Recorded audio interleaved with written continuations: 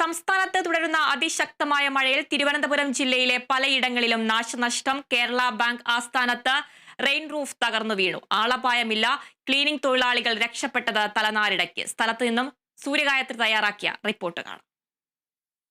അതിശക്തമായിട്ടുള്ള കാറ്റും മഴയുമാണ് കഴിഞ്ഞ കുറച്ച് മണിക്കൂറുകളായിട്ട് തിരുവനന്തപുരം ജില്ലയിൽ അനുഭവപ്പെടുന്നത്. ആ കാറ്റിൽ വലിയ നാശനഷ്ടങ്ങൾ ഇതിനോടകം തന്നെ പലയിടങ്ങളിലും സംഭവിച്ചിട്ടുണ്ട്. ഞാൻ നിൽക്കുന്നത് കേരള ബാങ്കിന്റെ ഹെഡ് ഓഫീസിലാണ്. ഇവിടെ ഇപ്പോൾ കെട്ടിടത്തിന്റെ റൂഫിംഗ് ഷീറ്റ് തകർന്ന നിലയിലാണ്. രാവിലെ 10 മണിയോട് കൂടിയാണ് ഇത്തരത്തിലൊരു അപകടം ഉണ്ടായത് എന്നുള്ളതാണ് മനസ്സിലാക്കുന്നത്. ഈ അപകടം ഉണ്ടായ സമയത്ത് ഇതിന് താഴെ 2 തൊഴിലാളികൾ ഉണ്ടായിരുന്നു, ക്ലീനിംഗ് സ്റ്റാഫ് ഉണ്ടായിരുന്നു. മിനിറ്റുകളുടെ വ്യത്യാസത്തിലാണ് അപകടത്തിൽ നിന്ന് ഇരുവരും രക്ഷപ്പെട്ടതെന്നുള്ളതാണ് ഇവിടെ വരുമ്പോൾ മനസ്സിലാക്കാൻ സാധിക്കുന്നത്.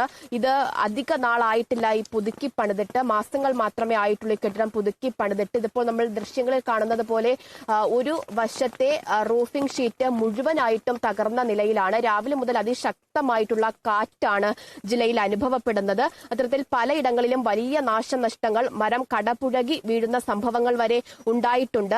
ആ കാറ്റിന്റെ ഫലമായിട്ടാണ് ഈ റൂഫിംഗ് ഷീറ്റ് മുഴുവനായിട്ടും ഇപ്പോൾ ഒരു ഭാഗം മുഴുവനായിട്ട് ഇപ്പോൾ തകർന്ന് വീണിരിക്കുന്നത്. എന്തായാലും വലിയ ഒരു അപകടം തന്നെ ഒഴിവായി പോയി എന്ന് വേണമെങ്കിൽ നമുക്ക് പറയാൻ സാധിക്കും. പലയിടങ്ങളിലും അതിശക്തമായിട്ടുള്ള കാറ്റിൽ വലിയ തരത്തിലുള്ള നാശനഷ്ടങ്ങൾ, അപകടങ്ങൾ ഇതിനോടകം തന്നെ റിപ്പോർട്ട് ചെയ്യപ്പെടുന്നുണ്ട് എന്നുള്ളതാണ്. വരും മണിക്കൂറിലും അതിശക്തമായിട്ടുള്ള കാറ്റ് സംസ്ഥാനത്തെ എല്ലാ ജില്ലകളിലും പ്രതീക്ഷിക്കാം.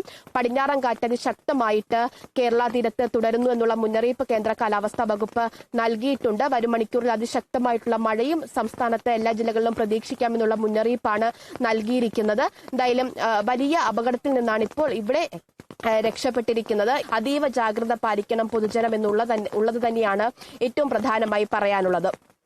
ക്യാമറമാൻ ബിനിൽ നെടുമങ്ങാടിനൊപ്പം സൂര്യഗായത്രി, കേരള വിഷൻ ന്യൂസ്.